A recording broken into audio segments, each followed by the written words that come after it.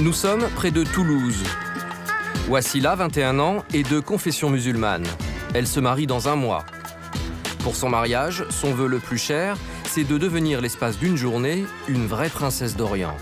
Pour cela, elle a rendez-vous avec sa mère chez Léa. Salut, bonjour. Salut, comment vas-tu? Ça va et toi? Ça va? Une professionnelle en la matière.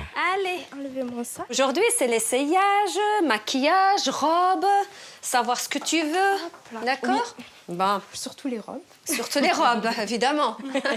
Évidemment. Le plus important. Ah bon? Bon, bah écoute, il y a le choix. Surtout, il y a la nouvelle collection, c'est qui vient d'arriver. Ouais, toujours. Pour Wassila, Léa a un rôle très important. Dans le mariage musulman, elle est ce que l'on appelle une négafa. C'est elle qui fournit à la mariée les robes de prestige, ornées de diadèmes, de couronnes et de perles, qui feront d'elle une princesse des mille et une nuits. On va t'installer. Mais pour porter ces robes avec élégance, il faut d'abord passer par l'étape maquillage. Cette fois, c'est Sarah, la fille de Léa, qui officie. Moi, je veux quelque chose dans les couleurs un peu nude, naturel. D'accord. Et un contouring, mais pas léger. C'est bon, t'es prête? Ouais, C'est bon. parti. On peut y Allez, aller. go. Il faut embellir la mariée, mais il ne faut pas la transformer. Il faut vraiment... Oui, c'est ça. Voilà, c'est ce qu'il faut faire. Ouais. Il faut vraiment que son mari, quand même, la reconnaisse le jour J, parce que sinon, il va dire... T'imagines, mais avec qui je me marie, là? Mais ce que redoute le plus la future mariée, c'est d'être submergée par ses émotions. Il va tenir, imaginons que je pleure. Tout le maquillage, il est waterproof. Et même si... Ça va pas couler? Non. Et le mascara? Bah oui. C'est surtout Ben, ça. c'est la base. Oui. Je me connais, je vais pleurer. On va pas pleurer, hein, t'inquiète. Sarah donne la touche finale, un rouge à lèvres assez prononcé. On va voir ça, la surprise.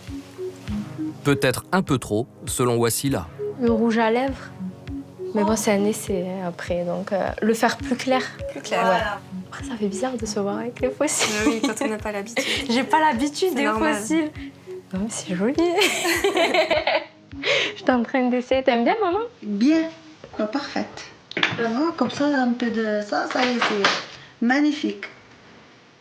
Deuxième étape, choisir les robes qui habilleront Wassila le soir de son mariage. Donc on va commencer en fait par celle-ci alors. Vas-y, les bras. Pour respecter la tradition, Wassila a choisi d'avoir plusieurs tenues traditionnelles. Porter ces robes, c'est un peu le challenge de la mariée musulmane. Il faut reconnaître que c'est lourd. Donc là, le poids, c'est celui-là surtout. Je relève la tête, s'il te plaît. Le poids, il n'est pas sur la robe, mais c'est plutôt les parures et les couronnes. Donc là, je pense qu'on dépasse peut-être que sur le buste, on dépasse les 8 kilos. C'est lourd, hein? Ouais, j'appréhende. Mais bon, faut souffrir pour être belle, c'est ça. Il faut subir. Dans la tradition marocaine de l'époque, le mariage durait 7 jours. La mariée devait alors porter 7 tenues différentes. Des changements de robe qui correspondent aussi aux différentes régions du Maroc. Cette robe, agrémentée de pierres d'eau douce, correspond à la tenue de Tanger, dans le nord du Maroc. À l'achat, la tenue complète coûte 3 700 €. Heureusement, Wassila ne va que la louer pour le jour de son mariage. Il faut que ça brille, il faut que ça soit unique. Parce qu'on ne peut pas se permettre de mettre ses parures, ses bijoux tout le temps. Et c'est ça qui fait la différence. Hein. Donc elle, c'est sa soirée. On se lâche en fait. Hein. Ça va? Ah, je t'enlève Là, on la le sent, le poil. Hein. Oh, elle est magnifique. Ah, mais c'est... Oh, elle est trop belle. Tout à coup, la jeune femme est bouleversée. Parce que tu le portes bien aussi, Wassila. Ouais, elle est belle. Après, c'est des larmes de joie. C'est pas des larmes de tristesse, quoi. On rêve tous de se voir dans ces tenues-là, montrer le changement de passer de jeune fille à femme, en fait, c'est ça. C'est magnifique, les perles. Il y a tout, en fait, tout ce qui représente la beauté, là. Les perles, les pierres, l'or. Une princesse. Voilà, c'est ça, une princesse. Bon. Émerveillée, Wassila va essayer différentes robes traditionnelles. Là, je vais te demander de t'asseoir. Ouais, je vais m'asseoir. Ouais, c'est toujours la même procédure. C'est mieux. Mise. Ah, d'accord. Vas-y. Voilà. Jusque tard dans la soirée. Voilà. Comment tu te sens? Ah, bien, super. Voilà. La jeune femme devra faire son choix d'ici le jour de son mariage. Chaque année en France, plus de 200 000 couples se disent oui. Si le mariage civil a toujours le vent en poupe, les mariages religieux attirent aussi les jeunes. Entre tradition et respect de leurs origines, immersion au plus près de ces journées mémorables. Nous avons suivi 5 couples pour qui la tradition occupe une place très particulière, comme Iden et Dylan, qui ont décidé de se marier selon la coutume gitane. Quand ils nous font l'honneur de se reprendre avec une gitane, c'est toujours la plus grande joie. Wassila et Monaïm, musulmans, rendent hommage à leur pays d'origine, le Maroc. Elle est trop belle. Une princesse. Voilà, c'est ça, une princesse. Cilia et Michael sont de tradition juive et aussi très attachés aux rituels de leurs ancêtres. Meko Deshet, tu la montres, ta bague. Voilà, Meko Deshet. Mazel Tov. Marc et Esther Faline sont évangélistes et ont choisi de faire bénir leur mariage par un pasteur. Que l'homme ne sépare pas ce que Dieu a uni. Amen. Julie et Frédéric n'envisageaient pas de mariage sans église, à condition de célébrer leur union par une messe qui leur ressemble.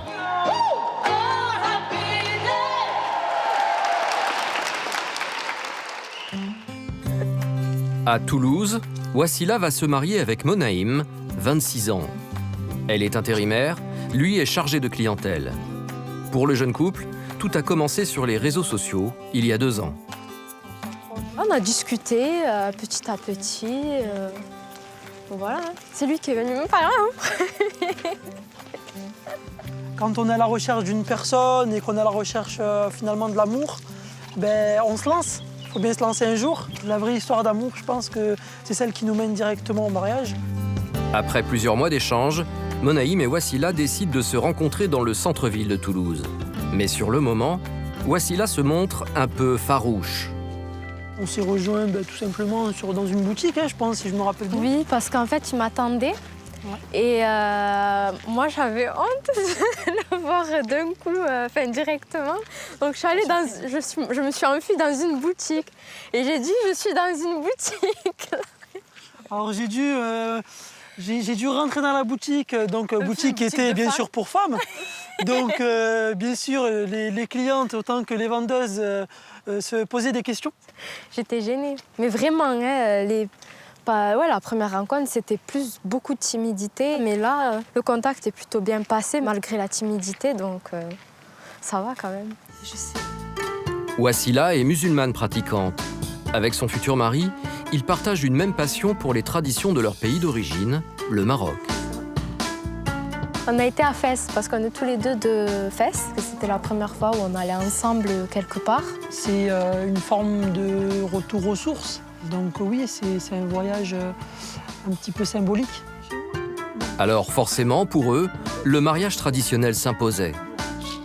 Quand on parlait du mariage, c'était, on avait vraiment le même point de vue sur ça. Ça avait vraiment de l'importance pour nous de faire les choses vraiment dans les traditions de nos pays et aussi l'aspect religieux qui était aussi important pour nous. D'où le fait de se marier aussi, d'évoluer dans la religion à deux, quoi. Et pour respecter la tradition, le jeune couple va observer les différentes étapes du mariage musulman, à commencer par la cérémonie du henné. Quelques jours plus tard, à Saint-Jean-du-Falga, dans la campagne toulousaine. Aujourd'hui, c'est la mariée qui est à l'honneur.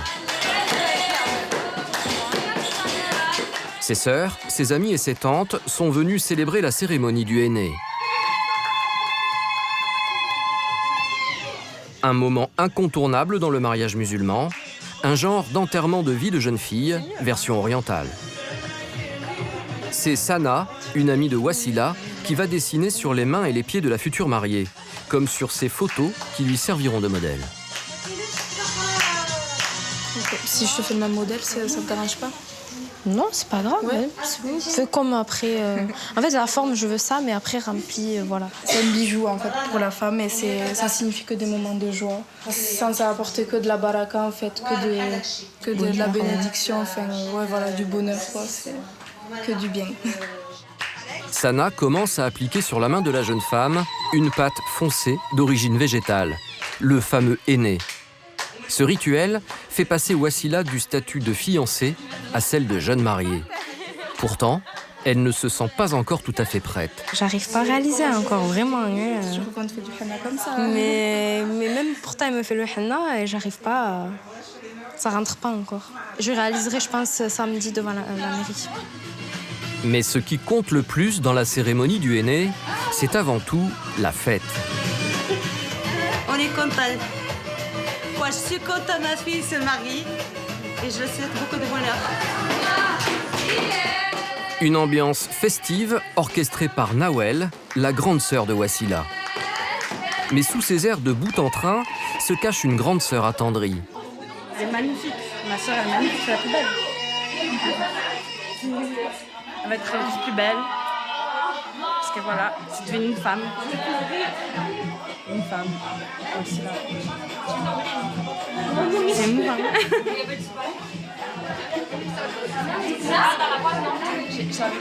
On peut revoir jamais d'habitude. C'est toi C'est un moment fort. C'est un moment très fort. Franchement, c'est un moment fort. Il est 22h, c'est l'heure du dîner pour les invités, mais pas pour Wassila. Cela fait plus de 4 heures que la future mariée doit rester immobile, car la pose de ce henné traditionnel est particulièrement longue. Je commence à être fatiguée. J'ai les pieds qui ont gonflé. Ils ont triplé de volume. Quelques heures plus tard, le henné est enfin terminé. C'est magnifique, c'est vraiment parfait. C'est comme je voulais, il n'y a rien à dire. C'est comme... Pour que le henné ressorte mieux sur la peau de Wassila, elle devra le garder toute la nuit avant de le rincer le lendemain matin pour le jour de son mariage. Nous sommes à une vingtaine de kilomètres de Pau, dans le sud-ouest, au pied des Pyrénées. Aujourd'hui a lieu un événement très important pour la communauté gitane de la région. Elle s'est réunie aux côtés d'Iden, 18 ans, et d'Ilan, 19 ans. La jeune fille vit encore chez ses parents. Dylan est commerçant. Merci. C'est bon. Ils vont se marier dans quelques jours. Mais aujourd'hui, c'est la fête avant l'heure. Car Iden s'apprête à vivre une étape cruciale dans sa vie de femme, prouver sa virginité lors de la cérémonie du mouchoir. Un moment très intime qui consiste à déflorer la jeune fille lors d'un examen gynécologique. Alors forcément, Iden est angoissée. C'est un peu gênant, mais bon, après, voilà. C'est comme ça, chez nous, toutes les filles ont passé par là. C'est l'honneur, c'est pour mes parents. C'est quelque chose qui va rendre fiers mes parents et tout ça. Pour Dylan, le futur marié, cette cérémonie est incontournable. Aujourd'hui, voilà, c'est le jour du mouchoir, c'est quelque chose de très important pour nous. Sans cette étape-là, on ne pourrait pas avoir de mariage. Alors que la fête au son du flamenco bat son plein, Iden et les femmes de sa famille s'isolent dans une salle, à l'abri du regard des hommes. Venid, entrad. Por la puerta esa. Entrad. Pour cette famille gitane espagnole, la cérémonie du mouchoir va se dérouler sur cette table. La jeune fille va y subir un examen intime. Un moment capital qui se déroule hors caméra, derrière une porte bien gardée. Pendant ce temps, les hommes restent à l'extérieur. Pour eux aussi, cette cérémonie est décisive dans le mariage gitan. Souvent, les garçons de chez nous veulent une fille qui soit qu'à eux. Donc c'est important qu'avant qu'ils l'épousent, il y ait cette cérémonie si importante. 10 minutes plus tard, après leur entrée dans la salle, Le signal est donné. Les visages sont souriants. L'examen semble réussi.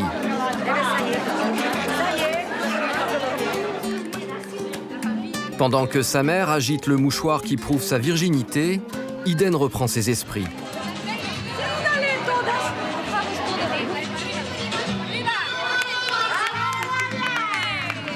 Comme le veut la tradition, la mariée est soulevée par sa mère et sa belle-mère en signe de joie et de fierté.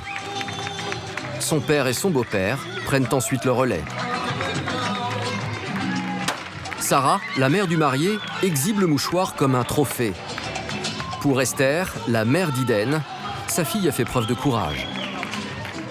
J'avais peur qu'elle soit nerveuse parce qu'elle a que 18 ans. Bon, on l'a quand même bien expliqué, elle connaît parce que ses sœurs, ses petites cousines sont passées par là. Et quand on est arrivé là, elle a été super.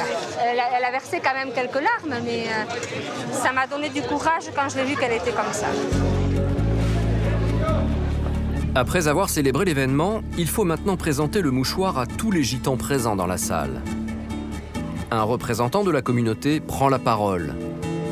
Gitanos y gitanas, y yo que voy a levantar este pañuelo. A nadie un gitano puros les ha hecho levantar la cabeza. Ahora, quisiera saber si había un gitano o otro, una gitana. ¿Es bueno?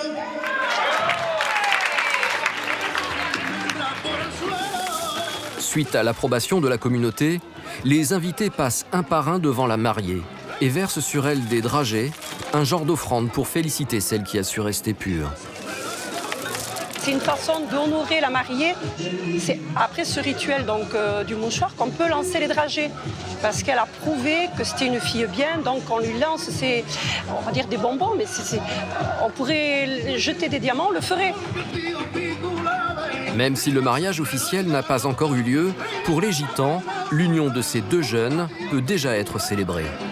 Car la promise avait bien attendu son futur mari. La fête se poursuivra jusqu'au bout de la nuit. Le Vésinet, une banlieue chic en région parisienne. Julie, 27 ans, et Frédéric, 28 ans, se marient dans 2 mois. En ce dimanche matin, ils se rendent à la messe.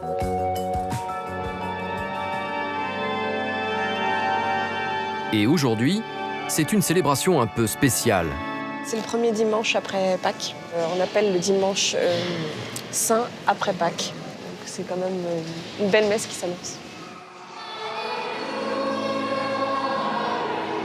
Julie a grandi dans une famille antillaise, de tradition catholique, très pratiquante. Frédéric, lui, est moins croyant. Il a accepté de se marier à l'église pour prouver son amour à Julie.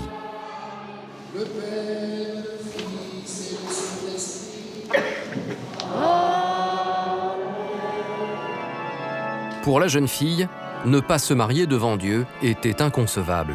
Pour moi, le mariage, c'est vraiment l'église. Je ne dis pas que la mairie, ça compte pas, mais pour moi, on n'est pas marié si on ne passe pas par l'église. Julie travaille dans la finance, lui est comptable. Ils se sont rencontrés pendant leurs études.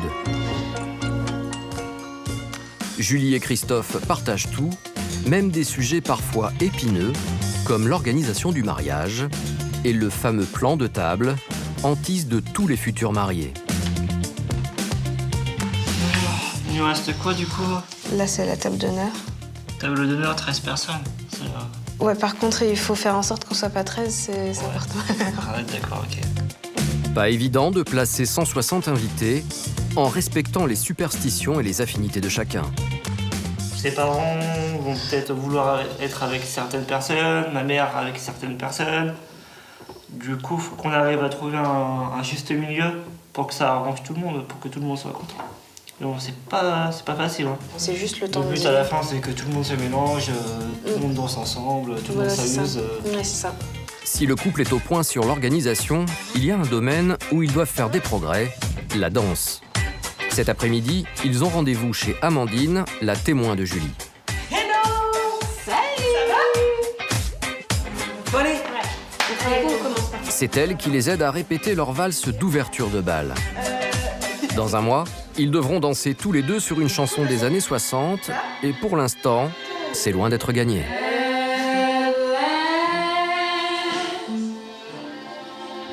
C'est mieux ou pas? C'est beaucoup mieux. Amandine, le témoin de Julie, prend son rôle de chorégraphe des mariés très à cœur. Faut que ça soit un conte de fées. J'aime trop l'amour, j'aime trop les mariages. J'ai hâte du mien d'ailleurs.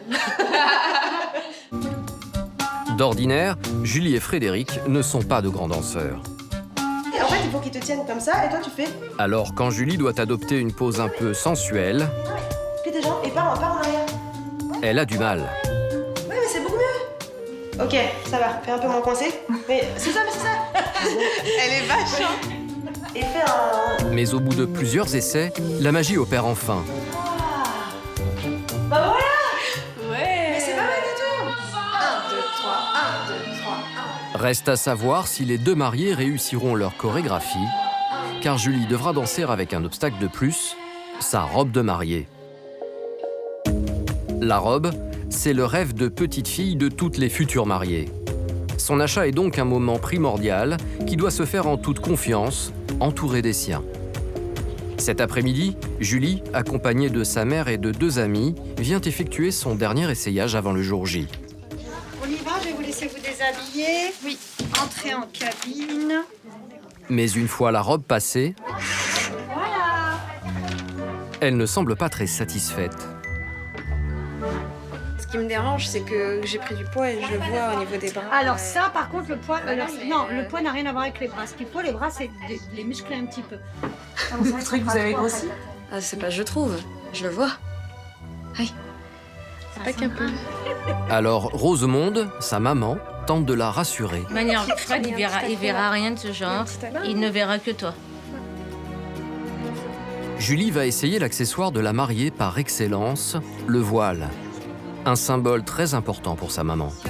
J'y tenais parce que pour moi, c'est mon bébé qui se marie et j'ai pas exigé grand-chose. Hein. Mais le voile, c'était très, très important parce que chez nous, aux Antilles, lorsqu'on fait la première communion, on met un voile. Et en fait, on se marie plus ou moins avec Jésus. Et là, bon, c'est son choix religieux. Et j'y tenais. Est-ce que je peux voir comment ça fait devant?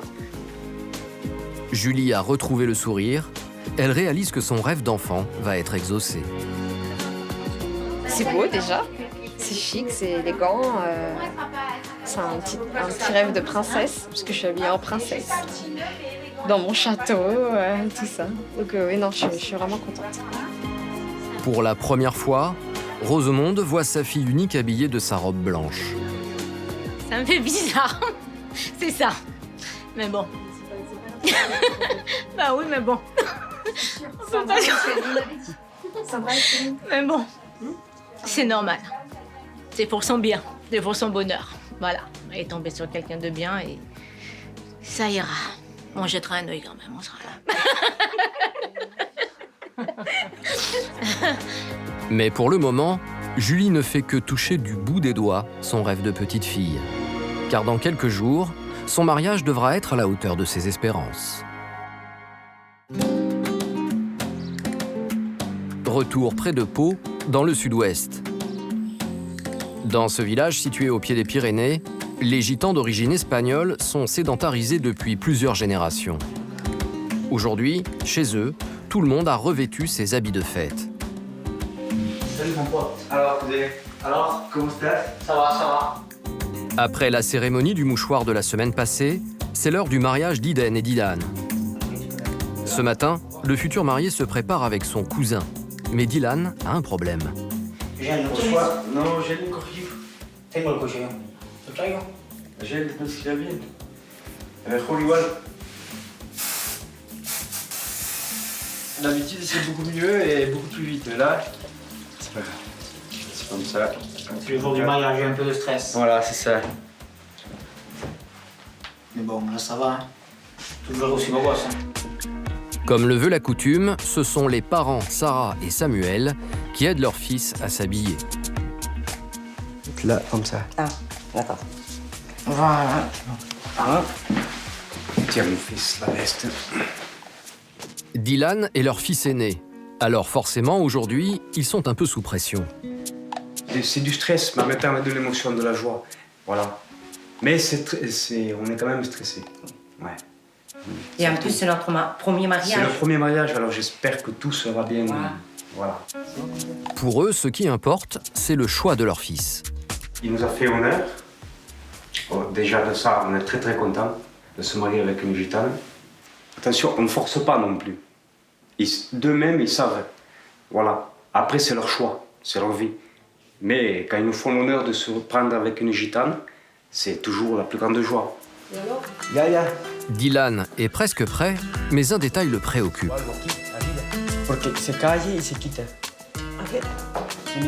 Sa grand-mère vient l'aider.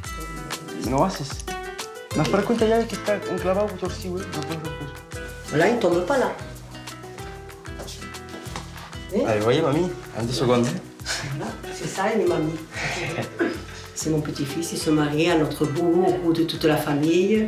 Lui, il est très content et de le voir content. Et voilà, c'est ce que je veux. Et tout ce que j'ai, c'est pour lui.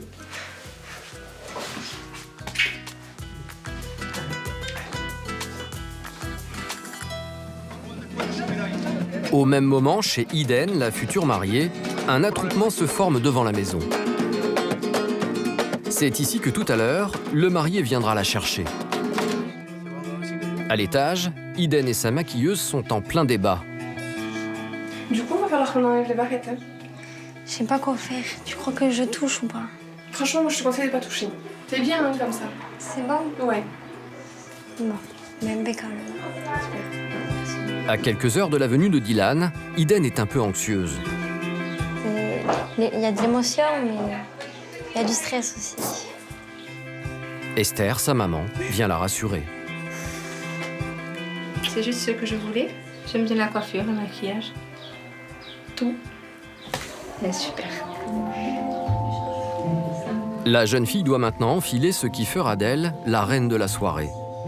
Car chez les gitans, en matière de robe, on ne fait pas les choses à moitié. Une forme meringue, digne d'un conte de fées, faite sur mesure, avec un cerceau de 5 mètres et incrustée de pierres précieuses. Cette robe coûterait environ 2500 €. Mana, rangez tous les pulls d'en bas jusqu'en dessous. Iden est une princesse autour de laquelle tout le monde s'affaire. C'est bon devant, c'est bien centré? Oui, c'est bon. C'est le plus beau jour de leur vie pour les filles qui se marient, avec les belles robes. C'est un mariage de princesse. Et pour nous aussi. En plus, c'est ma petite dernière qui se marie. 3 filles. Et là, c'est ma petite dernière. Donc, on voulait vraiment réussir ce mariage. David, le père d'Iden, s'apprête à voir partir sa dernière fille. Même s'il est ému, il reste plutôt rassuré. J'ai confiance, c'est un bon petit gitan gentil. Je sais qu'il va bien prendre soin d'elle. Voilà. En fait, c'est son bonheur. Une dernière photo entre filles s'impose. Et avant de retrouver la famille de Dylan, le fameux mouchoir qui prouve la virginité d'Iden est encore une fois exhibé.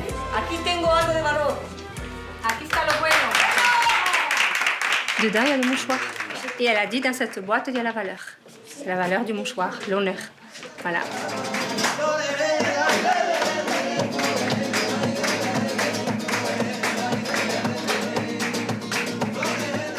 Pour Iden, le moment est venu. Entourée de son père et de son parrain, elle sort du domicile familial, signe de son nouveau statut de femme mariée. Au bout de la rue, Dylan et sa famille les attendent. Dans la tradition gitane, la mariée et ses parents s'avancent pour saluer Dylan et ses proches.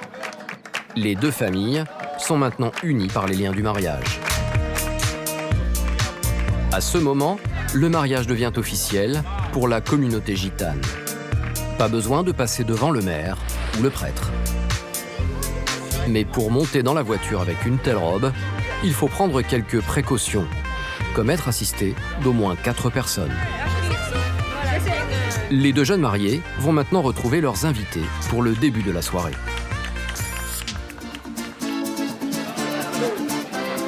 À quelques kilomètres de là, dans la salle des fêtes, on termine les derniers préparatifs. Dans cette salle immense, des centaines de convives sont attendus, car chez les gitans, tout le monde est invité à un mariage. Les invités peuvent donc venir de toute la région et personne ne connaît leur nombre exact. Alors pour ne pas manquer de nourriture, 700 repas sont prévus. Et pour nourrir autant de personnes, Jean-Jacques, le traiteur du mariage, a préparé les plats dont raffolent les gitans. Les gratins andalous, ils sont quand même assez chauds, voilà. Alors ça, c'est pour 6-8 personnes à peu près. Alors ça, c'est le cochon de lait. Il y a du travers, il y a des côtes et de la noix de jambon. Et après, on leur sert aussi du magret, voilà. Ils adorent ça, mais ils l'aiment un peu cuit, le magret. Ils mangent beaucoup, quand même, ils mangent très vite, voilà. Eux, ils font une fête colossale. Pour les services de Jean-Jacques, les deux familles ont dépensé environ 4 500 €. Il est 20h, les mariés arrivent à la salle, toujours au son du flamenco. Tels des stars, Dylan et Eden font leur entrée dans la salle, sous les cris des invités. Après avoir coupé le ruban, comme le symbole de l'inauguration de leur nouvelle vie de couple, ils défilent devant leurs convives. Pour Samuel, le père de Dylan, l'arrivée des mariés a fait son effet. C'est émouvant. Voilà, de voir arriver Dylan, Eden, comme ça, c'est la fierté de la maison. Autre tradition indispensable dans les mariages gitans, la séance photo sur le podium. Ils sont appelés au micro un à un pour poser auprès des mariés. Avant de passer à table, le parrain et la marraine du mariage rappellent à toute l'assemblée comment cette union a été possible, en exhibant encore une fois le fameux mouchoir de la mariée. Gitanos y gitanas, hoy es un honor para mí de ser padrino y de seguir en el camino que nuestras ancianas nos han enseñado. Y a mí en tanto que padrino. Y yo lo veo bueno. Ce bout de tissu, qui porte la trace de la virginité d'Eden, fait la fierté de Sarah, la mère de Dylan. Le plus beau du mariage. Je le garde à vie. Pour les jeunes mariés, c'est le soulagement. Je suis heureux, bon, pour ma part, j'espère que pour elle aussi. Oui, bien sûr, on est tous les deux heureux. Et on est très contents parce qu'on voit que ça se passe très très bien. On sait que ça va être une bonne soirée, on va tous s'amuser, on va tous faire la fiesta. Et chez nous, c'est comme ça. C'est l'heure du repas, mais pas pour tout le monde. Pour les femmes proches de la famille, pas question de s'asseoir. Ce sont elles qui, protégées d'un tablier en plastique, font le service. Une autre tradition gitane. Voilà, vite les plateaux là. Ici une tomate, vous pouvez y aller. Enlevez s'il vous plaît. Et pour servir 700 repas en 20 minutes, il faut faire vite. Mais là, c'est le super coup de feu, hein. Et vous avez vu, hein, là, toutes les personnes se mettent au travail, toutes ensemble. Non, mais il faut les guider gentiment. Eux, elles comprennent très bien. Ouais. Un peu énergiquement, ça leur plaît. Ça leur va. Allez, on y va. Charcuterie, Christiane, capomelo. C'est Esther, la mère de la mariée, qui est aux manettes. Allez, on y va. On essaie d'être beaucoup pour pouvoir gérer tout. Et en fait, pour que personne ne manque de rien. Il faut diriger un peu tout le monde. Oui. Je dois être un peu partout. Mais ce soir, j'aurai plus de voix, c'est pas grave. Mais ça va, je gère. La table que je veux, mais je passe cette table. Toi, tu passes cette table. Ouais. Allez. Grâce à ce dispositif efficace, les invités prennent leur repas en l'espace d'1 heure. Tout est fait pour passer le plus vite possible à la suite de la soirée. Mais avant, il faut débarrasser la salle, sortir les tables et les chaises pour laisser place au clou de la soirée qui se trouve dans cette remorque. C'est ça. C'est le gâteau pour les mariés, une pièce montée pour les mariés qui fait 1,34 m de haut sur 1,34 m de circonférence. C'est gigantesque. On fait ce qu'il faut pour les mariés. Hein. Freddy est le cousin de la mariée. C'est lui qui a transporté la pièce montée jusqu'à la salle et il a pris son rôle très à cœur. Vous imaginez si je reviens ici que le gâteau est en 1000 morceaux? Je crois que ça va pas être très bon. Quoi. Là, on va mettre, je pense, 5 ou 6 pour le transporter et éviter qu'il bascule. Parce que c'est une pièce maîtresse du mariage. Dans la salle, pendant que les femmes préparent les centaines de coupes de champagne à l'effigie des mariés, C'est bon 1, 2, 3, allez, bon. les hommes, eux, transportent le gâteau. Une immense pièce montée de 5 étages à manipuler avec précaution. C'est le moment phare de la soirée. Sarah, la mère de Dylan, tient entre ses mains un panier. Selon la tradition, les invités viennent se servir en gâteau et en champagne, à condition de déposer quelques billets dans le panier. L'argent récolté servira à financer le voyage de noces des jeunes mariés. L'année dernière, lors d'un mariage similaire, un tel panier avait atteint la somme de 4 000 €. Chez les Gitans, la fête dure jusqu'au petit matin et il n'y a pas d'âge pour y participer. Dylan et Eden se souviendront de ce grand événement toute leur vie. Nous sommes à Nice, dans les Alpes-Maritimes.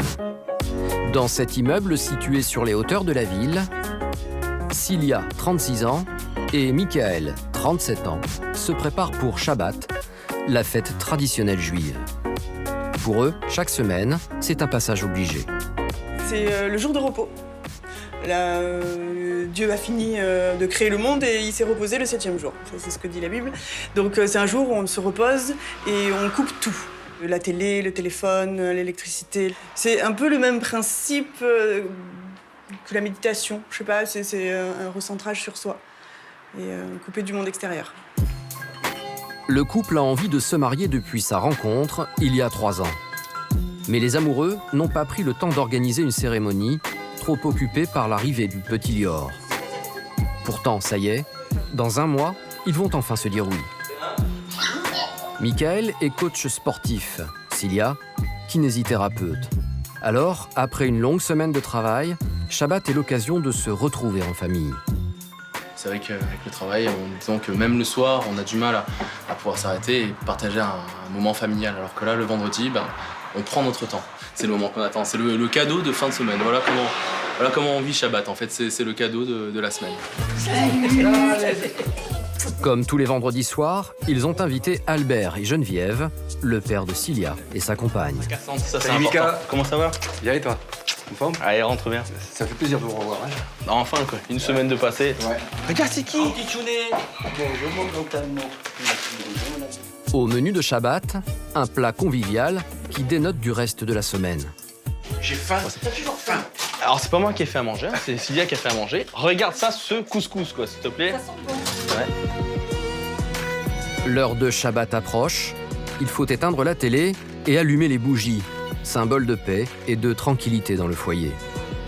Cilia et Michael vont se marier dans moins de 30 jours. Alors forcément, autour de la table, on parle du grand événement. Est-ce que tu sais combien il y a de personnes qui viennent? Non. Et je veux savoir, tu sais pourquoi? Je sais, mais j'ai demandé les réponses avant le 20 mai. Donc avant le 20 mai, d'accord. J'ai encore 4 ou 5 faire-part à donner. Qu'est-ce que vous avez pris comme musique? Boï Kala. Ah oui, c'est bien. Oui. Yerushalayim Shel Zahav, non? Non, c'est trop. Bon, Boï Kala, ça veut dire? Viens la mariée, oui. D'accord, ok. Dans la famille de Cilia, seul son père, Albert, est juif. Puisque le judaïsme se transmet par la mère, Cilia n'était pas considérée comme un membre de la communauté. Elle a donc tenu à se convertir pour la plus grande joie de son père. Pour moi, c'était pas du tout flagrant que mes filles, un jour, se marient à l'intérieur, dans le judaïsme, à l'intérieur d'une synagogue. Alors j'ai un petit peu amené aussi par l'éducation, par ce qu'elles m'ont vu faire aussi dans la communauté. Mais c'était quand même, c'est une longue histoire, voilà, et qui s'est conclue pour moi quelque chose de fabuleux. Ouais, pour moi, c'est quelque chose de très très bien. Comme souvent pendant Shabbat, la famille passera un moment intime et convivial. Cilia et Michael se sont rencontrés par l'intermédiaire d'amis. Et au début, entre eux, ça n'était pas gagné. Elle était un peu froide avec moi. Ah, t'étais froide, hein. Elle était glaciale. Glaciale. Je me suis dit, ça marche pas. Et j'ai essayé tout ce qu'il fallait pour la séduire, mais rien n'a fonctionné. En fait, je me suis vraiment aperçu que c'était une fille directe, une fille franche. C'est ce qui m'a ce qui m'a d'abord séduit, c'était son caractère. De son côté, Cilia se laisse peu à peu charmer par Michael. Michael, il m'a rassurée. C'est vraiment ce que j'ai retenu. Après, je le trouvais beau. Bon, c'est des choses qui vont de soi. Non, mais ça va de soi, il faut se plaire. Mais il m'a beaucoup rassurée et je l'ai trouvé simple dans son abord de la vie. Enfin, il était cool et posé. Avec le temps, Michael s'était un peu éloigné de la religion. Grâce à Cilia, il en a retrouvé le chemin. Elle m'a rassuré. Dans ma tradition, elle m'a rassuré. Dans mes origines, elle m'a rassuré. Elle m'a fait revenir. Elle m'a redonné en fait le goût de transmettre, le goût de pratiquer naturellement sans que ce soit une contrainte, parce qu'à la fin, c'était devenu une contrainte. Avec l'arrivée de leur enfant, le projet de mariage du couple a été retardé. Dans l'ordre des choses, finalement, c'est se rencontrer, se marier, projeter l'enfant quelques temps après, acheter un chien. Et non, en fait, on a fait les choses un petit peu différemment. Quand on a eu Lior, c'était d'abord la priorité, c'est d'avoir Lior, de lui construire un bon environnement et après de se marier. Et en plus, avec lui à nos côtés pendant le mariage religieux, c'est une finalité. Aujourd'hui, il est temps de sceller leur union devant la religion. Michael et Cilia ont toujours rêvé d'un mariage traditionnel, à tel point que Michael avait demandé la main de Cilia de façon plutôt romantique. À l'époque, il emmène la jeune femme dans ce parc, sur les hauteurs de la ville. Une fois en haut, Cilia découvre une petite boîte posée sur un banc. Voilà, c'est sur ce petit étal, là, on était sur les deux bancs. J'avais mis le trésor qui était juste ici, qui était posé. Il était juste là. On est arrivé, elle voulait surtout pas le toucher, on s'est assis juste ici. Elle a pris le trésor, elle a ouvert, et puis il y avait mon poème à l'intérieur. Et elle voulait même pas y croire, elle pensait que ça ne pouvait pas lui appartenir, c'était impossible que ça lui soit destiné. Je pensais que c'était pas à moi. Je me suis dit, mais non, c'est pas à nous, faut pas y toucher. Enfin. Et bon, après, j'ai un peu compris, donc j'y suis allée, mais au début, jamais non, c'est pas à nous. Michael lui déclame alors ces quelques vers composés par ses soins. Toi, ma chérie, telle une princesse, mon cœur rempli d'allégresse. Déjà 6 mois de bonheur, jamais autant en fête n'a été mon cœur. Ensemble, main dans la main, de la joie infinie, je te promets demain, car tu l'as compris, je demande ta main. Elle l'a lu, et je me suis après mis à genoux et j'ai sorti. Et alors eh bien, j'ai dit oui. non, j'ai dit oui. Non, mais c'était émouvant. C'est un endroit magique en fait. Hein. C'est vraiment un endroit particulier. Tu l'as rendu magique avec et voilà, on l'a rendu magique. Élevés tous les deux dans le judaïsme, Cilia et Michael souhaitent se marier dans le respect de la tradition. Aujourd'hui, Cilia a un rendez-vous important. Elle va rendre visite à Joseph Habitant. Bonjour. Allez-y, soyez la bienvenue. L'un des rabbins de Nice. Objectif de la rencontre pour Cilia, en savoir plus sur le mariage traditionnel. Et à peine arrivée, la jeune femme va vite être plongée dans le bain. Le mariage, c'est un défi. C'est jamais un long fleuve tranquille. À l'époque de l'iPad, à l'époque de l'iPhone, on est à l'iPhone 7, bientôt le 8, bientôt le 9. Il ne faut pas que les individus soient comme des iPhones et des iPads. On change de femme, comme on change de chemise. C'est pas comme cela que ça marche. Le mariage, c'est une relation très sérieuse. C'est un engagement qui est appelé à durer. Compris, Cilia? Oui. Bien. Pour la jeune femme, ces liens sacrés du mariage sont fondamentaux. C'est dur de penser qu'on peut être un peu considéré comme marginal, que de vivre toute la vie avec la même personne. Mais oui, ça fait peur et j'ai envie d'avoir peur parce que je crois qu'avoir peur, ça engendre aussi le fait de faire attention et d'être toujours un peu sur le qui-vive.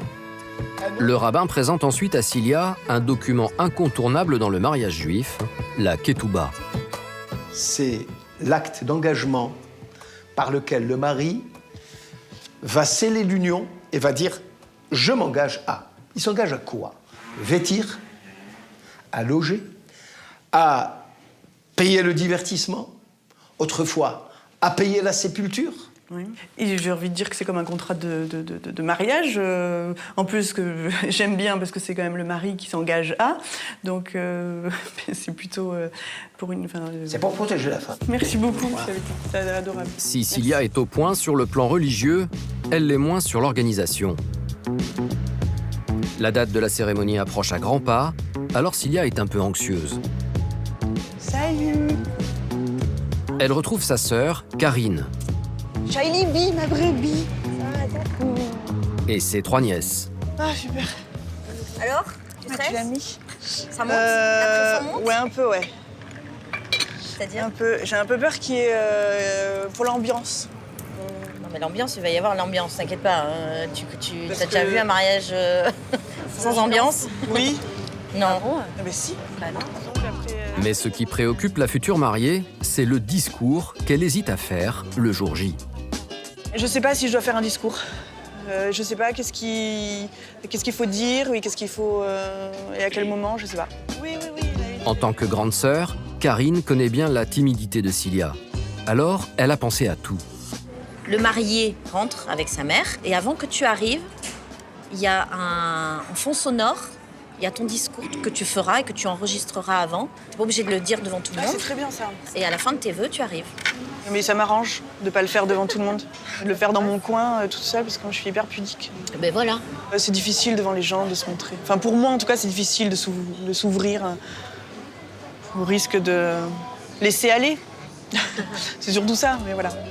Le jour de son mariage, la jeune femme devra prononcer son discours devant sa centaine d'invités. À Toulouse, c'est le grand jour pour Monaïm et Wassila. Dans l'immeuble du futur marié et de ses parents, c'est l'effervescence. Un orchestre de musique marocain est là pour accompagner les temps forts de cette journée. Avec ses parents et ses sœurs, Monaïm s'apprête à partir chercher Wassila pour l'emmener à la mairie. Et le moins que l'on puisse dire, c'est que le jeune homme appréhende la journée. La mairie, c'est le plus important, quoi. C'est le moment où il y a du oui. Il y a le oui, donc on l'attend, ce oui. Comme ça, on est apaisé. Pour sa sœur, Anan, voir son frère dans cet état est plutôt inédit. Trop stressé, c'est scandaleux. J'ai peur qu'il tombe par terre avant d'arriver. Vous l'avez déjà vu comme ça? Franchement, non, c'est la première fois. Il tremble et tout, il est pas bien. Au même moment, chez la mère de Wassila, c'est l'agitation dans le couloir. Pour son mariage civil, Wassila a choisi de porter une robe blanche classique. Elle termine de se préparer sous le regard bienveillant de Nawel, sa grande sœur. Là, c'est parfait. Là, c'est parfait. Attends, baisse. Parce que j'avais la tête baissée. Non, c'est bon. Elle est magnifique, ma sœur. Tu pleures pas? Non, mais c'est toi. Elle est trop belle. Tu vas resservir ton maquillage. T'es belle. Oui, elle est trop belle, ma sœur. Enfin, on la voit en robe blanche.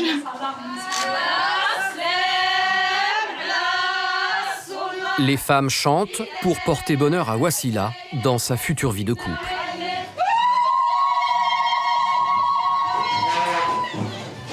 C'est magnifique, mais voilà. Il va me manquer. Faut que je me retire, c'est que je vous Quelques minutes plus tard, Monaïm et sa famille arrivent enfin. Dans le mariage oriental, la venue du marié chez sa future épouse est capitale. Elle marque le vrai début des festivités.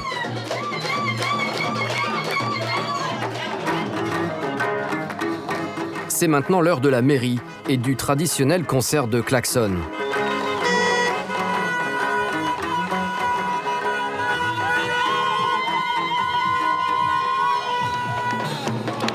Le cortège entre à peine dans l'enceinte de la mairie que la fête reprend de plus belle.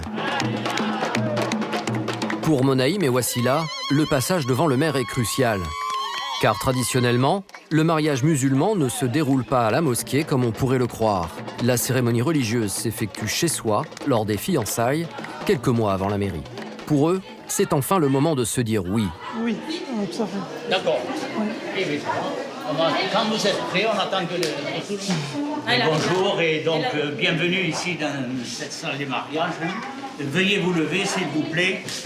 Monsieur Monet Mabache, consentez-vous à prendre pour épouse Madame Vassila Akazan? Oui. Madame Vassila Akazan, consentez-vous à prendre pour époux Monsieur Monet Mabache? Oui. On n'a rien entendu. Oui. Alors moi j'avais entendu et je poursuis. Au nom de la loi, je vous déclare unis par les liens du mariage.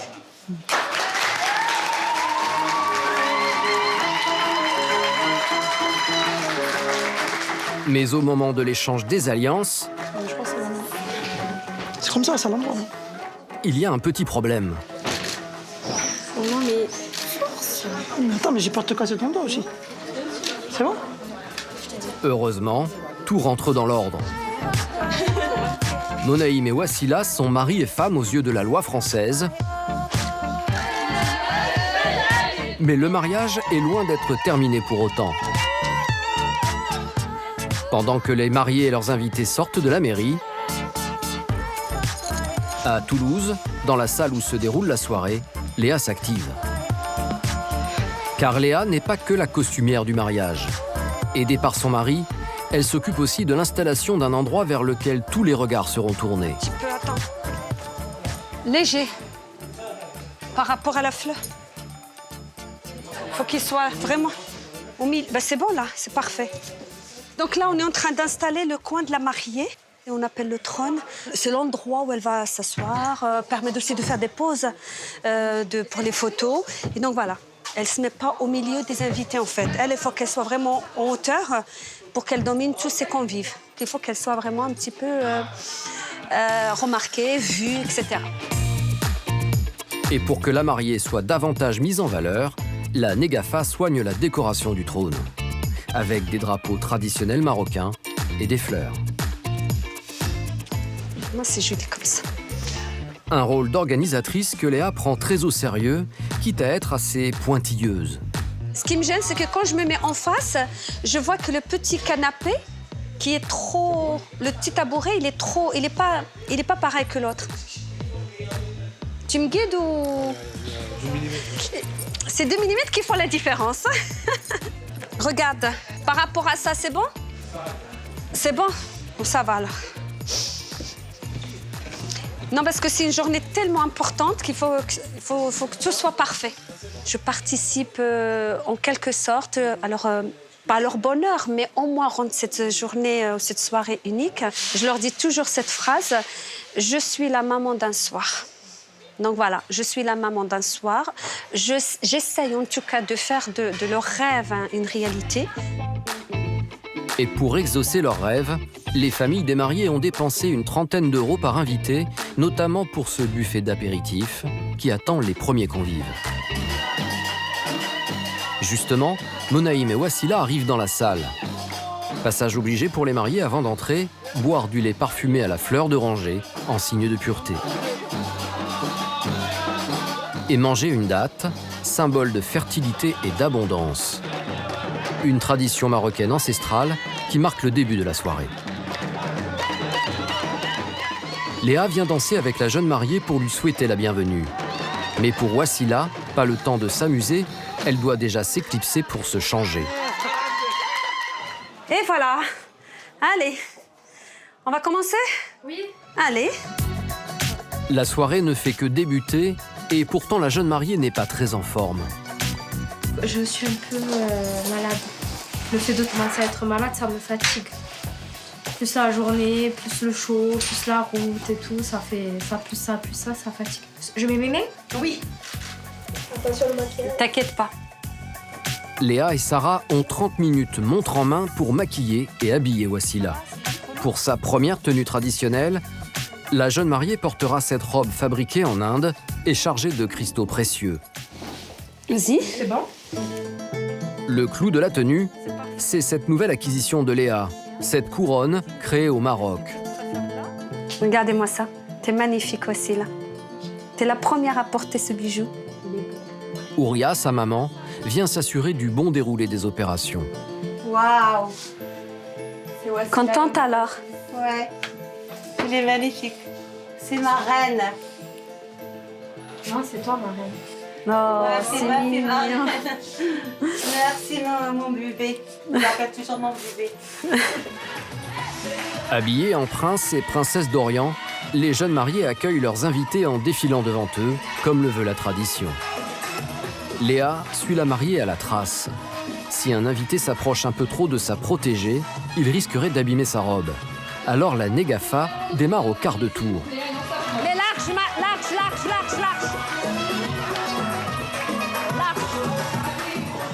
C'est encore Léa qui ponctue la séance photo. Telle une Scheherazade des temps modernes, Wassila prend la pose. Un petit sourire. Leurs proches viennent ensuite se faire photographier sur le trône. Mais très vite, Wassila quitte ses invités pour aller revêtir la robe la plus prestigieuse de la soirée, la fessia, la tenue traditionnelle par excellence, incrustée d'or et d'argent, très lourde et compliquée à enfiler. Alors ça demande un petit peu du travail, ça demande un petit peu de... Donc c'est vrai, on a toujours besoin un petit peu de tout vérifier pour ne rien oublier. Ce boudin posé sur la tête de la mariée sert à fixer les 2 longs rectangles de tissu.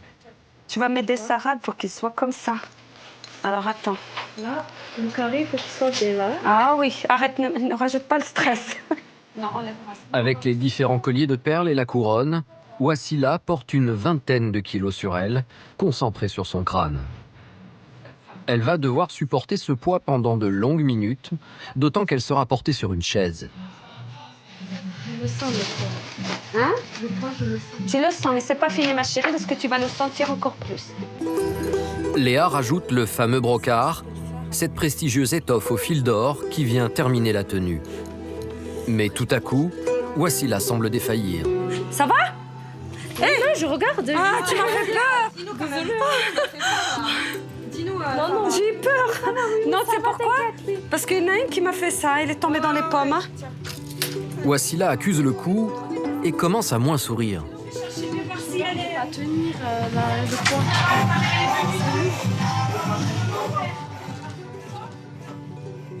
C'est bon, Sarah? Je peux? Wassila est prête, mais il faut faire vite. Elle ne pourra pas porter cette robe très longtemps, au risque de faire un malaise. Voilà. Josh, Plata, allez! Elle est ensuite portée sur une mida, une chaise traditionnelle, pour être admirée de tous, tout comme Monaïm. Et pour l'instant, Wassila retrouve le sourire. Cela fait plus de 20 minutes que Wassila endure le poids de la robe. Quand soudain, ses amis lui font une surprise. En tenue berbère, munie de flambeaux, il tourne autour des mariés. Mais pour la jeune femme, c'en est trop.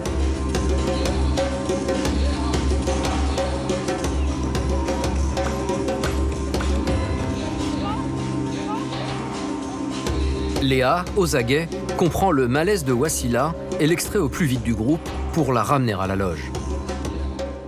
Ça va? Ne pleure pas, pleure pas, je t'aime bien. Léa et sa maman tentent de la consoler. C'est trop lourd. Allez. Allez. C'est plus longtemps. Elle est restée trop longtemps. Il fallait pas faire l'animation maintenant avec cette tenue. Allez, je te soulage, ça y est. C'est quelqu'un. Peu à peu, Wassila reprend ses esprits. Tu te sens bien maintenant? Ah, c'est bien. Ah, bah tu vois. On ne peut pas rester longtemps avec cette tenue et ça a duré un peu plus longtemps que prévu et j'ai eu super mal. Ça me lançait à la tête et ça commençait à me faire tourner. Ça, tu parles. Mais bon, on a vite rattrapé le coup. Après cet épisode un peu douloureux, Wassila enfile une autre tenue, cette fois plus confortable. Elle va enfin pouvoir dîner et profiter du reste de la soirée.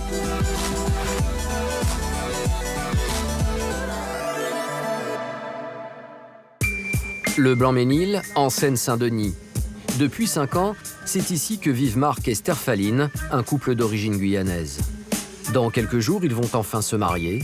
Un rêve pour cette cuisinière de 24 ans et une révolution pour Marc, 28 ans, qui était jusqu'à présent très loin de ses préoccupations maritales. Il y a encore peu, Marc était connu sous le nom de MAS. La street nous a validé, dis-leur mon ami.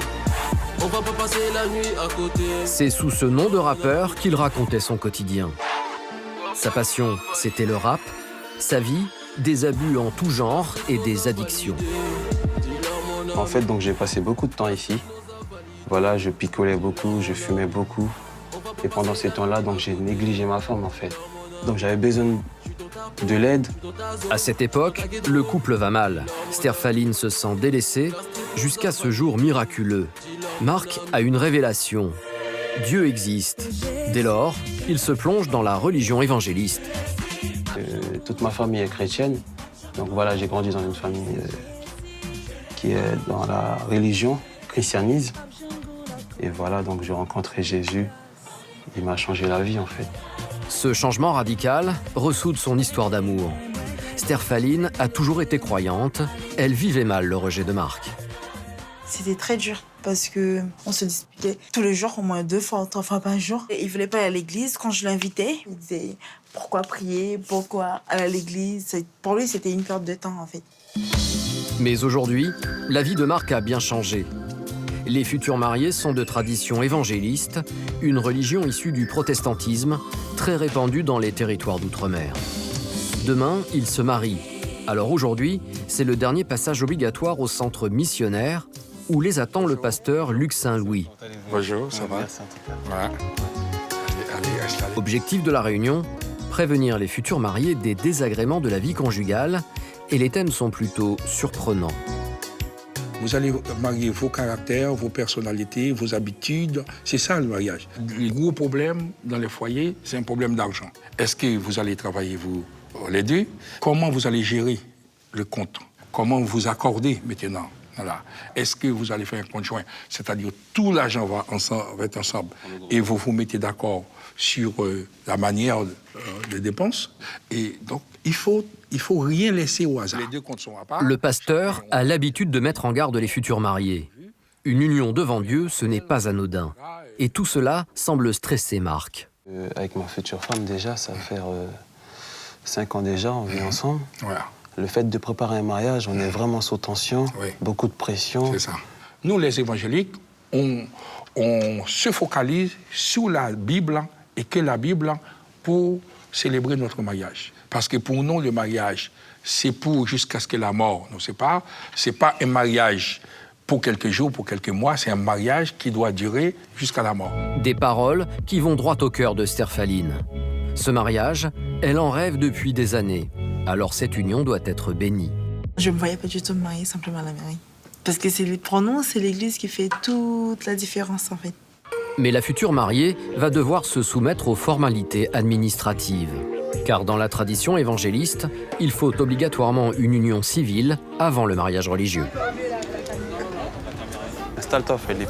Le lendemain, nous retrouvons le couple devant la mairie du Blanc-Ménil. Aujourd'hui, ils vont se dire oui devant monsieur le maire. Mais rien ne va se dérouler comme prévu. On les attend. Installez-vous, on arrive. À quelques minutes de la cérémonie, les témoins de Marc manquent à l'appel. Il faut les 4 témoins. Le maire, il a dit qu'il les attend, ça va aller. Là, actuellement, j'attends mes 2 témoins. Là, donc, comme ils viennent de loin, en fait, ils sont en retard. Donc là, vous tournez en haut, là. Si les témoins ne sont pas là à temps, ils ne pourront pas signer les registres de la mairie. Alors, la future mariée est de plus en plus stressée. On ne peut pas commencer les deux et ils ne savent même pas où ils sont, alors du coup... Je ne sais pas quoi faire.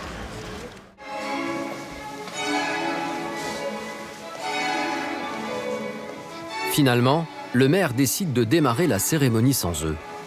Très heureux de vous accueillir et de célébrer ce mariage aujourd'hui. Voilà, donc nous sommes réunis aujourd'hui pour célébrer le mariage de Sterfaline et de Marc. Les époux se doivent mutuellement respect, fidélité, secours et assistance. Madame Sterfaline, consentez-vous à prendre pour époux Monsieur Marc, ici présent? Oui, je l'accepte. Monsieur Marc, consentez-vous à prendre pour épouse Madame Sterfaline, ici présente? Je le... Au nom de la loi, je déclare Madame Sterfaline et Monsieur Marc unis par le mariage. Bravo.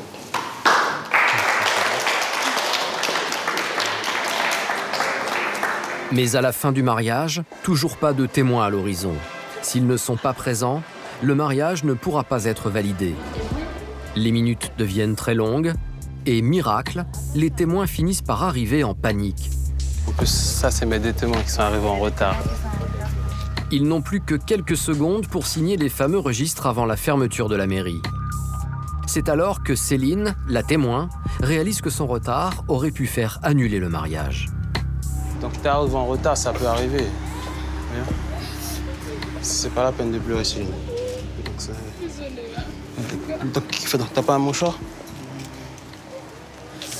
Oh, vous étiez très beau, c'est dommage, hein.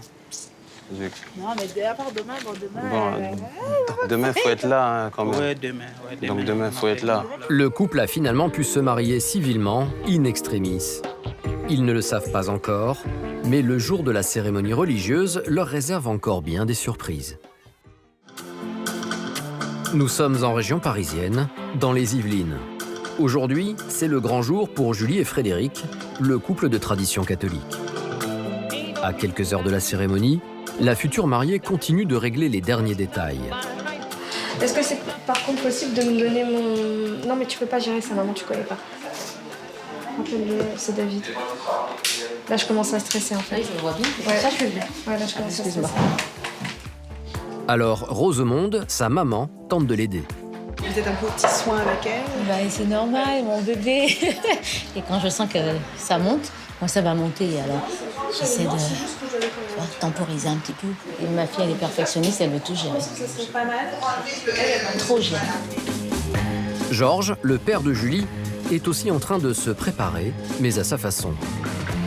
Il va conduire les mariés jusqu'à l'église dans cette voiture de collection.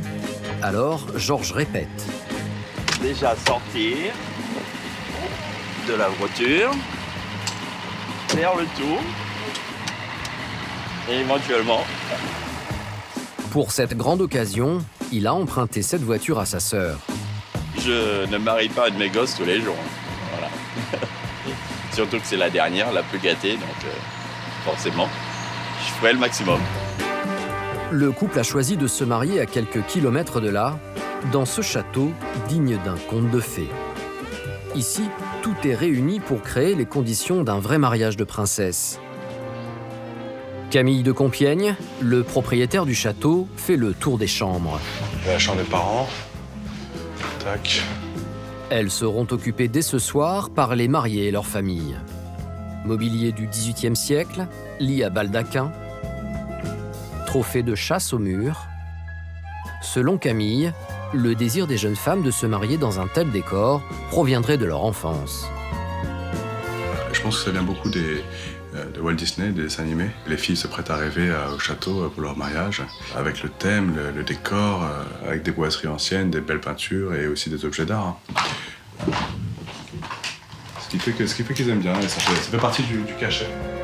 Un cachet qui a un prix, environ 5 000 € pour être la princesse de ce château le temps d'une journée. Luxe et volupté, voilà les maîtres mots du mariage de Julie et Frédéric. Alors en coulisses, ce sont des dizaines de petites mains qui s'activent pour réaliser leurs rêves. Pendant que le traiteur décharge ses caisses de nourriture et de boissons, dans la salle de réception, la fleuriste est en pleine création. Elle peaufine la décoration de la table des mariés. Elle voulait un mariage de princesse. Au niveau des fleurs, je crois qu'on est dedans. Il faudra environ 500 fleurs à la fleuriste pour répondre aux attentes des mariés et créer ce décor de rêve. Il est 16h, la cérémonie religieuse a lieu dans quelques minutes. Les premiers invités commencent à arriver et pour Frédéric, le futur marié, la pression monte. Quand j'ai vu tout le monde arriver, tout le monde me regardait. Je suis pas trop à mon aise, j'aime pas trop être le point central de l'événement. Être mis en avant, c'est pas trop mon truc. Donc, mais bon, c'est mon jour, faut que j'en profite à fond. La cérémonie débute sur un morceau de musique choisi par les mariés. Au bras de son père, Julie se concentre avant de vivre cet instant mémorable. À l'intérieur, sur les bancs de l'église, l'émotion est à son comble.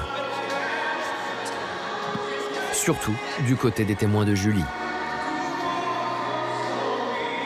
Au nom du Père et du Fils et du Saint-Esprit, Nous sommes tous là. En cet instant où Julie et Frédéric se présentent devant toi, Seigneur, nous te prions que leur amour en soit toujours nouveau. Par Jésus le Christ, notre Seigneur. Amen. Julie et Frédéric procèdent à une étape fondamentale dans le mariage catholique. En présence de Dieu qui est source de votre amour et qui sera toujours avec vous devant tous ceux qui sont ici réunis, donnez-vous la main et échangez vos consentements. Moi, Julie, je te reçois Frédéric comme époux.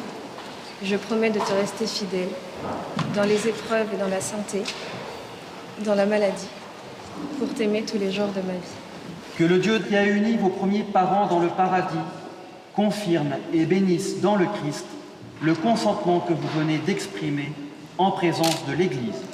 Et tous ensemble, je voudrais que vous chantiez que les œuvres du Seigneur sont belles.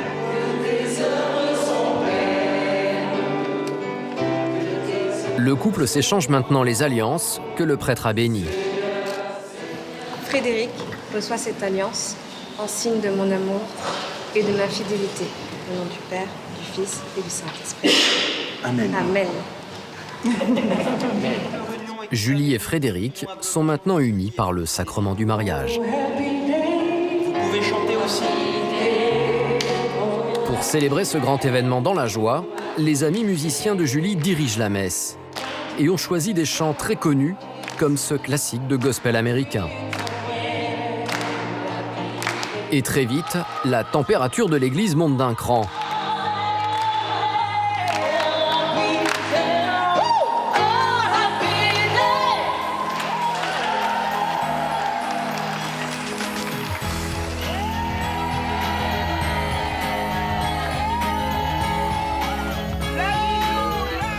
À la fin de la cérémonie, Rosemonde, la maman de Julie, n'arrive plus à retenir ses larmes.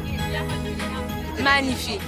Les chansons, tout le monde a participé, c'est vraiment ce que Julie espérait, moi j'espérais, et voilà, parce que les messes tristes, non, là c'était la joie, c'est le bonheur, et waouh, et là maintenant je lâche, ça ira, ça ira. Pour la jeune mariée, cette cérémonie est un vrai succès. Franchement, je suis trop contente. Ça s'est passé comme je voulais. Les gens étaient enjoués, enfin, ils avaient envie. C'est beau. Donc, ouais, non, je suis contente. Comme prévu, c'est Georges, le père de la mariée, qui les conduit sur le lieu de la fête.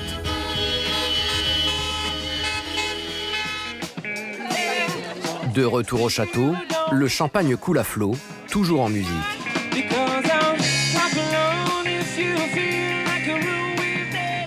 Et pour graver ce moment inoubliable dans les mémoires, les 170 convives sont invités à venir entourer les mariés pour la traditionnelle photo de mariage.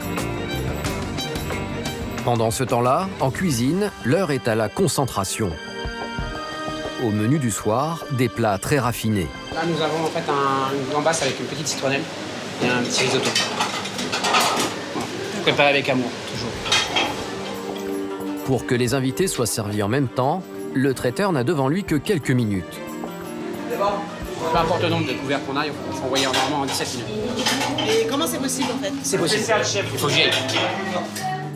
Dans la salle réservée aux festivités, les mariés aussi ont une grosse pression. Une surprise pour leurs invités. La fameuse chorégraphie d'ouverture de bal, préparée pendant des semaines avec leurs amis.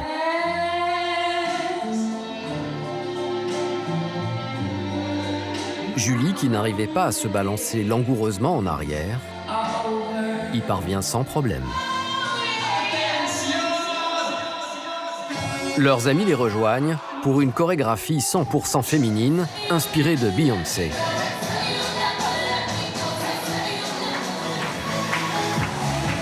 La soirée arrive à son apogée avec la fontaine de champagne orchestrée par les mariés. Mais le clou du spectacle, c'est cette dernière surprise dans le domaine du château.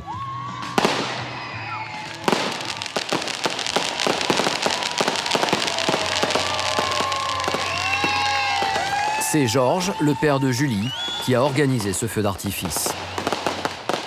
Moi, j'adore ça, je suis comme une enfant, donc je suis trop contente. Vraiment, on est trop gâtés, on adore. Pour Georges, rien n'est trop beau pour le mariage de princesse de sa fille. Ravie de cet imprévu, Julie se souviendra toute sa vie de cette journée.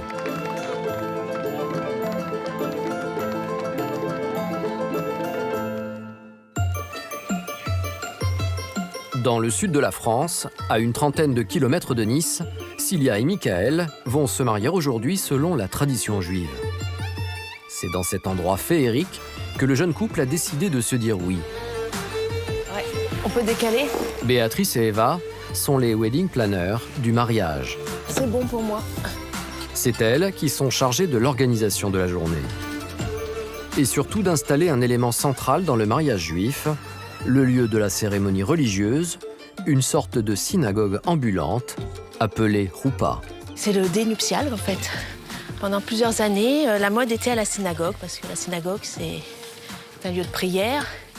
Et puis depuis quelques années, les mariés ont décidé de le faire en extérieur. Et le rabbin va pouvoir faire les bénédictions, les 7 bénédictions sous le dé nuptial. Elles donnent maintenant la touche finale. Elles ornent l'allée centrale d'un cerceau fleuri. Ça fait un petit chemin. Ça leur donnera la route vers le bonheur. Voilà. Au même moment, Cilia et sa maman Martine arrivent. Les invités seront là dans moins de 2 heures. Il faut se dépêcher. Cilia est aidée par sa sœur Karine. Ça va comme ça? Un peu stressée. Un peu beaucoup même. Mais bon, ça va aller. Voilà. Stressée, c'est le mot. Un peu angoissée. Mais ça va. Qu'est-ce qui vous angoisse? C'est l'arrivée, là? Oui, que tout se passe bien, que l'organisation se passe bien. Et voilà. Cilia peut compter sur le soutien de ses 3 nièces, qui seront ses demoiselles d'honneur. De son côté, Béatrice, l'organisatrice du mariage, procède à un état des lieux de la cuisine. Qu'est-ce que vous vérifiez, là, Béatrice? Si c'est propre. Parce que le traiteur va arriver vers 13h, 13h30. Donc, il faut surtout que ce soit propre, quoi. Donc, et alors? Ça, c'est... Bon, on va demander un petit coup de nettoyage supplémentaire. Si Béatrice est aussi pointilleuse, c'est parce que dans un mariage juif, on ne badine pas avec la propreté. La nourriture cachère, autrement dit l'alimentation permise dans la loi juive, ne doit pas être en contact avec d'autres types de nourriture, au risque de ne plus être consommable par les invités. Il y a même une personne chargée de vérifier si les plats sont bien préparés et servis selon la tradition. On l'appelle le shomer. Je vérifie donc tous les fours s'ils ont été bien allumés par un juif. Donc là, pour être sûr, je le fais moi-même, parce que je suis embauché pour ça. Voilà. Envoyé par le rabbinat de Nice, le shomer fera de même avec tous les appareils électriques. Une fois ces manipulations opérées, le jeune homme peut certifier du caractère cachère du mariage. Voilà, c'est ce papier qui atteste que la réception est cachère et qu'on peut manger en toute tranquillité. Donc on a le tampon du rabbinat avec le rabbin qui est à la tête de ce consistoire, le Rav Shimon ben Agou. Dans la cour, les invités commencent à arriver. Michael, le futur marié, est déjà installé sous la roupa avec le rabbin pour signer la fameuse ketouba, l'acte de mariage qui promet protection à l'épouse. La cérémonie religieuse tant attendue peut enfin commencer. Devant une assemblée dans laquelle les hommes sont séparés des femmes, Michael arrive en premier avec sa mère et Lior, son petit garçon. Cilia devait lire son fameux discours à Michael.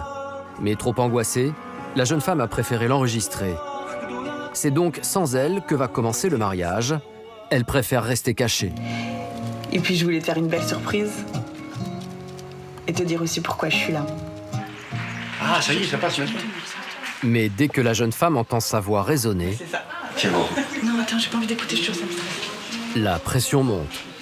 J'ai honte. De son côté, Michael écoute le message de sa future épouse. Qu'est-ce que je l'aime, ton sourire. Il est magique. Et ta joie de vivre. Mika, ta joie de vivre. Tu m'as emmené vers ce qu'il y avait de meilleur en moi. Je t'aime, mon Lux. Il est très touché.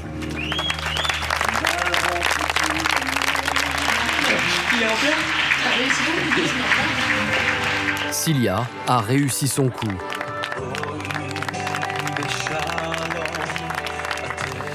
Finalement, elle est conduite solennellement par son père jusqu'à Michael.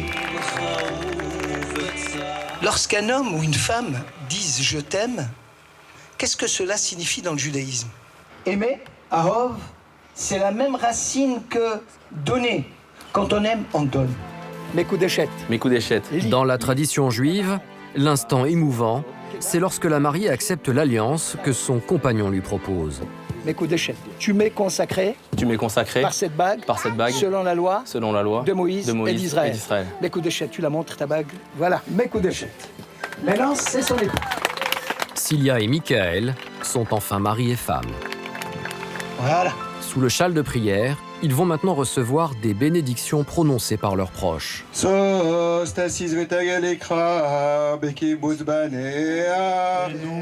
Mais pour certains, c'est beaucoup plus difficile.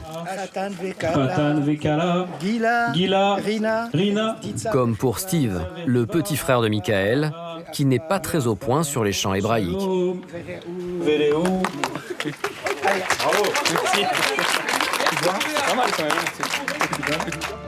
Et comme dans chaque mariage juif, la cérémonie se termine par un rituel qui rappelle l'histoire de ce peuple. En cassant le verre, ça veut dire je pense encore au temple de Jérusalem. Si je t'oublie, Jérusalem. Que ma droite m'oublie. Allez, on brise le verre. Mazal Tov.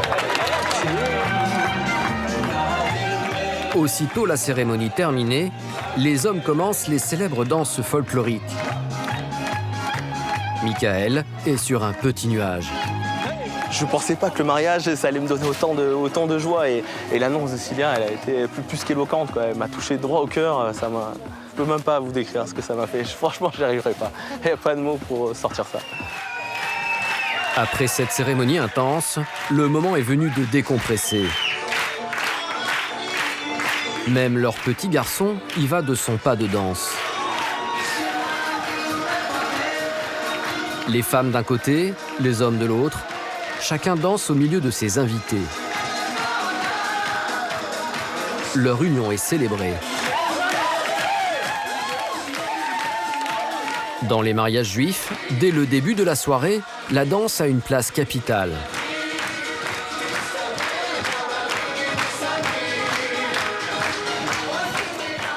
Pendant qu'à l'extérieur, les convives viennent se servir au buffet 100% cachère, sur la piste, les invités sont en pleine chorégraphie.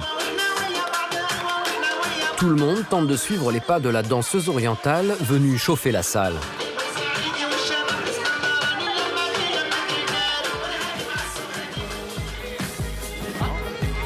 À la fin de la soirée, les mariés ouvrent les cadeaux offerts par leur famille. Petit sac pour moi, tu sais quand je vais à la plage, c'est un petit sac de plage. C'est bientôt la fin des festivités. Et après une telle soirée, Michael a besoin de décompresser. La journée a été intense, le couple va pouvoir profiter de la fête. Mais pour d'autres, le jour J ne fait que commencer.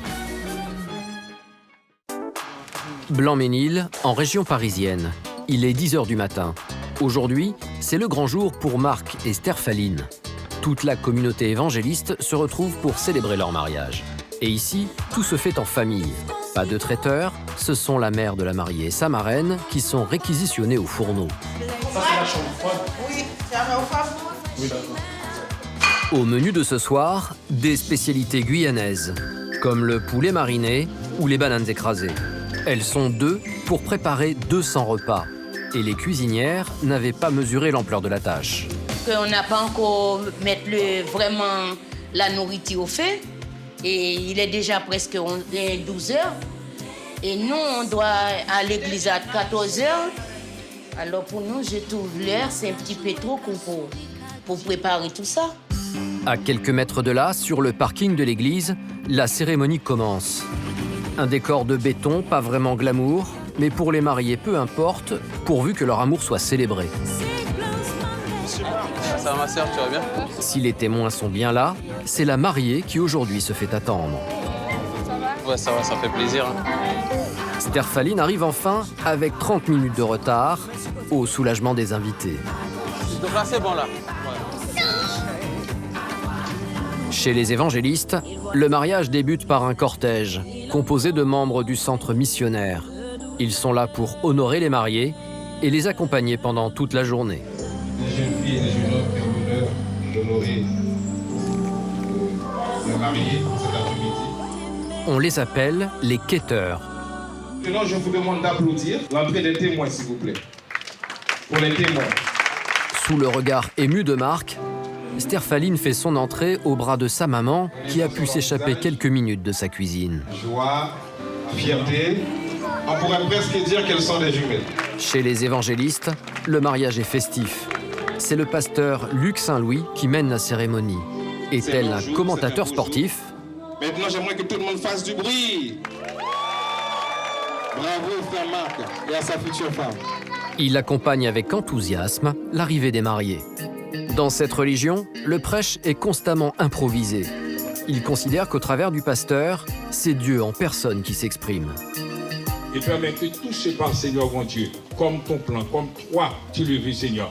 Et permet qu'ils aient une vie, Seigneur mon Dieu, de sanctification. Mais aujourd'hui, le pasteur semble particulièrement bavard.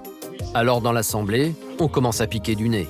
Heureusement, le pasteur sait comment s'y prendre pour réveiller son public en racontant une anecdote sur le marié. Quand tu as un petit peu d'économie, tu vas inviter ta femme dans un restaurant. Je n'ai même pas terminé la phrase, il m'a dit, pasteur, j'ai invité ma femme tous les jours au McDo, tous les jours, KFC, tous les jours, et Burger King. Oh là là. J'ai dit, mon frère, c'est pas ces restaurants-là que je parle. Voilà. Une cérémonie évangéliste, c'est avant tout de la musique, de la danse et surtout des chanteurs pour célébrer Dieu. Moi, je suis très content pour eux. Que Dieu bénisse votre couple.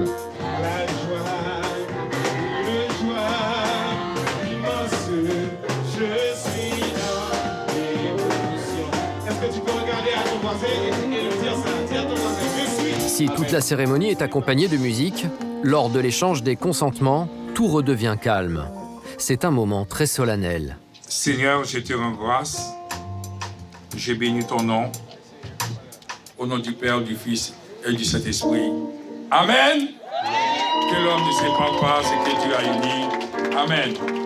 Maintenant, moi, je ne sais pas, c'est l'Assemblée. Il paraît qu'il me demande quelque chose.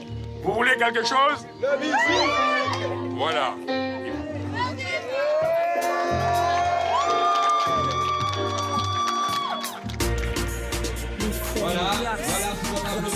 Marc et Sterfaline sont maintenant mari et femme aux yeux de Dieu.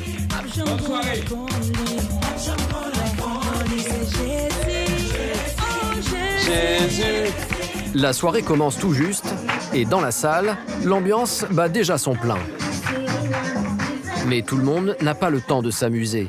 En cuisine, c'est l'effervescence. Pour servir les 200 invités, tout le monde doit mettre la main à la pâte. Les amis des mariés dressent les assiettes et les demoiselles d'honneur se transforment en serveuses. Moi, ça me dérange pas de servir parce que c'est ce que j'aime. Mais après, je fais vraiment pour la gloire de Dieu, en fait, tout simplement. Si ce soir tout le monde n'a pas pu profiter à 100% des festivités, Marc et Sterfaline sont aux anges. Le rappeur Caïd vient officiellement de laisser place aux jeunes mariés. Pour Marc et Sterfaline, le jour de leur mariage restera un moment inoubliable. Aujourd'hui en France, le nombre de croyants a tendance à baisser. Mais pour la plupart, qu'ils soient évangélistes, musulmans, catholiques, gitans ou encore juifs, la tradition et le folklore restent encore un passage obligé.